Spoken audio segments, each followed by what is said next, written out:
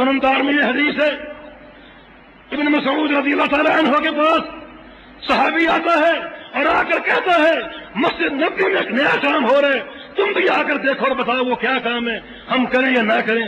اللہ کے پیغمبر کے دور میں وہ کام ہم نے نہیں دیکھا۔ ابن مسعود آ گئے، دیکھا مسجد نبوی میں ایک حلقہ لگا ہوا ہے، ایک وسیع حلقہ، اس حلقے کا ایک امیر ہے اور لوگوں کے سامنے کنکریاں پڑی ہوئی ہیں، چھوٹے چھوٹے پتھر رکھے ہوئے، ان پتھروں پر وہ اللہ کا ذکر شمار کر رہے ہیں، جیسے کھجور کی گٹھلیاں، املی کی گٹھلیاں رکھی ہوتی ہیں، ان پر وہ ذکر شمار کر رہے ہیں۔ آپ کھڑے ہو کر دیکھنے لگے یہ کیا عمل ہوتا ہے۔ ان کا ایک امیر تھا، وہ کہتا سبح اللہ مئات مرہ، 100 بار سبحان اللہ کہو۔ لوگ سبحان اللہ شروع کر دیتے۔ پھر وہ کہتا 100 بار اللہ اکبر کہو، لوگ اللہ اکبر شروع کر دیتے۔ پھر وہ کہتا 100 دفعہ الحمدللہ کہو، لوگ کہنا شروع کر دیتے۔ پھر وہ کہتا 100 دفعہ اللہ اکبر کہو، لوگ کہنا شروع کر دیتے۔ اجتماعی ذکر جاری، اور یہ ذکر کے الفاظ کنکریوں پر شمار ہو رہے ہیں، اجتماعی طور پر بلند آواز سے، ایک آواز سے ذکر ہو رہے ہیں۔ جب وہ لوگ اس عمل سے فارغ ہوئے، ابن مسعود فرماتے ہیں میں اللہ کے پیغمبر کا صحابی عبداللہ ہوں اور میری باتیں سن کر جاؤ۔ یہ عبداللہ کون ہے؟ اللہ کے پیغمبر کا وہ عظیم صحابی جس کے کئی لقب، اللہ کے پیغمبر کے جوتے اٹھانے والا، اللہ کے پیغمبر کی مسواک اٹھانے والا، اللہ کے پیغمبر کے لیے وضو کا پانی تیار کرنے والا، اللہ کے پیغمبر کے لیے تکیہ لے کر گھومتا کہ اللہ کے پیغمبر کہیں آرام کرنے کے لیے بیٹھے تو آپ کو تکیہ پیش کر دو۔ یہ نبی علیہ السلام کا وہ صحابی جس کے بارے میں رسول اللہ صلی اللہ علیہ وسلم نے ارشاد فرمایا اگر کسی شخص کو شوق ہو، جستجو ہو کہ وہ اس طرح قرآن پڑھے جس طرح جبریل پڑھا کرتے ہیں تو ابن مسعود کے لہجے پر پڑھ دے۔ ابن مسعود کا لہجہ جبریل جیسا لہجہ۔ ایک دفعہ رسول اللہ صلی اللہ علیہ وسلم سے کہا ہمارے لیے مسواکیں توڑ کر لاؤ۔ مسواک توڑنے کے لیے درخت پہ چڑھے، لوگوں کو ان کی ٹانگیں نظر آ گئیں، پتلی پتلی ٹانگیں، باریک ٹانگیں، لوگ ہنسنے لگے۔ اللہ کے پیغمبر اس کیفیت کو بھانپ کے رسول اللہ صلی اللہ علیہ وسلم نے ارشاد فرمایا لہما اثقل فی المیزان من احد، جن پتلی ٹانگوں کو دیکھ کر تم ہنس رہے ہو، قیامت کا دن ہوگا اللہ کے میزان پر جب یہ 2 ٹانگیں رکھی جائیں گی تو احد پہاڑ سے بھاری ہوں گی۔ یہ صحابی رسول کھڑا ہے، ان لوگوں کو دیکھ رہے۔ جب یہ لوگ اپنی کارروائی پوری کر چکے تو کہا کہ بیٹھو اور میری بات سن کر جاؤ۔ 5 جملے ارشاد فرمائے۔ پہلی بات یہ کہی لقد جئتم ببدعۃ ظلما، تم نے اللہ کے پیغمبر کے دین پر ظلم کرتے ہوئے ایک بدعت کو جاری کیا ہے۔ جو کام تم نے کیا یہ اللہ کے پیغمبر نے کبھی نہیں کیا۔ اللہ کے پیغمبر کے دور میں یہ اذکار بھی تھے، کنکریاں بھی تھی، لوگ بھی تھے، مگر محمد رسول اللہ صلی اللہ علیہ وسلم نے کبھی لوگوں کو ذکر پر اجتماعی طور پہ جمع نہیں کیا، کنکریوں پر نہیں پڑھایا۔ تم نے اللہ کے پیغمبر کے دین پر ظلم کرتے ہوئے ایک بدعت کو جاری کیا۔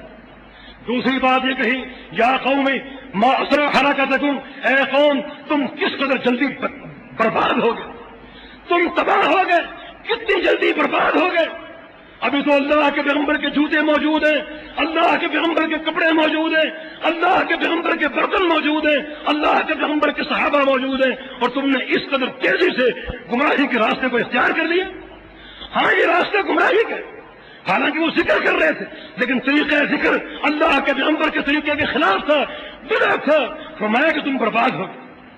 تیسری بات یہ ارشاد فرمائی کہ 2 میں سے ایک بات تم کو ماننی پڑے گی، 2 میں سے ایک بات ماننی پڑے گی۔ یا تو یہ کہو کہ انکم لعلی ملت ہی اہدی من ملت رسول اللہ صلی اللہ علیہ وسلم، کہ تم اللہ کے پیغمبر سے بھی آگے نکل گئے، اللہ کے پیغمبر کو پیچھے چھوڑ گئے۔ مانو اس بات کو، کیونکہ جس عمل کی توفیق اللہ کے پیغمبر کو نہیں ہوئی، جس عمل سے اللہ نے اپنے پیغمبر کو محروم رکھا، وہ عمل تم کو دے دیا، تم کو مل گیا۔ اس کا معنی یہ کہ تم اللہ کے پیغمبر کو بھی کاٹ گئے، ان کو بھی پیچھے چھوڑ گئے، ان سے بھی افضل ہو گئے، ان سے بھی بہتر ہو گئے۔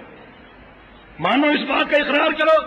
اگر اقرار نہیں کرتے، یہ ہمت نہیں ہے، جرأت نہیں ہے، تو پھر یہ ماننا پڑے گا او ضللتم عن سواء السبیل، کہ تم پرلے درجے کے گمراہ ہو گئے، کہ اس عمل کی توفیق اللہ نے اپنے پیغمبر کو نہیں دی، وہ کام تم کرتے ہو نیکی سمجھ۔ حالانکہ جو بھی نیکی ہوگی وہ سب سے پہلا کرنے والا کون ہے؟ محمد رسول اللہ صلی اللہ علیہ وسلم، قرآن کہتے انا عبد العابدین، اے پیغمبر کہہ دو کہ جو بھی نیکی ہے، جو بھی عبادت ہے، پہلا کرنے والا میں ہوں، بعد میں تم تک پہنچے گی۔ چوتھی بات یہ ارشاد فرمائی عدوا سیئاتکم فانی ضامن اللہ یضیع من حسناتکم شیء، کہ تم جو کینکریوں پر اللہ کا ذکر شمار کر رہے ہو، سبحان اللہ الحمدللہ شمار کر رہے ہو، اس سے بہتر یہ ہے کہ جاؤ جا کے گناہ کر لو، معصیتیں کر لو اور اپنے گناہ آ کر شمار کرو، جا کے گناہ کر لو اور گناہ آ کر گن لو، گناہ شمار کر لو۔ کیوں؟ اس لیے کہ جب تم گناہ کرو گے، آ کر شمار کرو گے، تو کم از کم تمہاری نیکیاں برباد نہیں ہوں گی۔ گناہ اپنی جگہ، نیکیاں اپنی جگہ، قیامت کا دن ہوگا، ایک پڑے میں گناہ ہوں گے، دوسری میں نیکیاں ہوں گی، اللہ تولے گا، جو بھاری پڑے گا ویسا فیصلہ ہو جائے گا، کامیابی کا امکان ہے۔ لیکن جو کام تم کر رہے ہو کیونکہ وہ بدعت ہے، اس بدعت کے ارتکاب سے تمہاری ساری نیکیاں، تمہارے جہاد، تمہارے روزے، تمہارے حج، تمہارے عمرے سب کے سب برباد ہو گئے، مٹ گئے، تباہ ہو گئے۔ جو کینکریوں پر تم ذکر شمار کر رہے ہو، اس سے بہتر یہ ہے کہ جا کر گناہ کر لو اور گناہ آ کر شمار کرو، کم از کم تمہاری نیکیاں تو محفوظ رہیں۔ لوگوں نے یہ باتیں سنی اور سن کر کہا ما اردنا الا الخیر، اے عبداللہ ہمیں تم کیوں ٹوک رہے ہو؟ ہماری نیت اچھی ہے، ارادہ اچھا ہے، اچھا کام کر رہے ہیں، کوئی شراب تو نہیں پی رہے، کوئی زنا تو نہیں کر رہے، ڈاکہ تو نہیں ڈالا، چوری تو نہیں کی، قتل تو نہیں کیا، اللہ کا ذکر ہی کر رہے۔